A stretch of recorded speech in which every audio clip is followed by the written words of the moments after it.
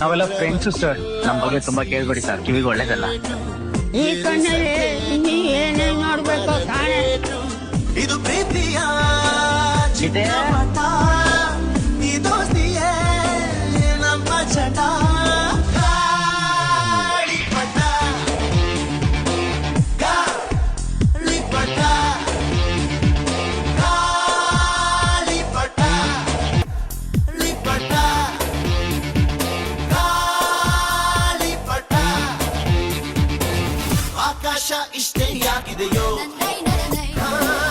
ಈ ಭೂಮಿ ಕಷ್ಟ ಆಗಿದೆಯೋ, ಇಲ್ಲೇನೋ ಸರಿ ಇಲ್ಲ ಇನ್ನೇನೋ ಬೇಕಲ್ಲ, ನಕ್ಷತ್ರ ಲೋಕಕ್ಕೆ ಲಗ್ಗೆ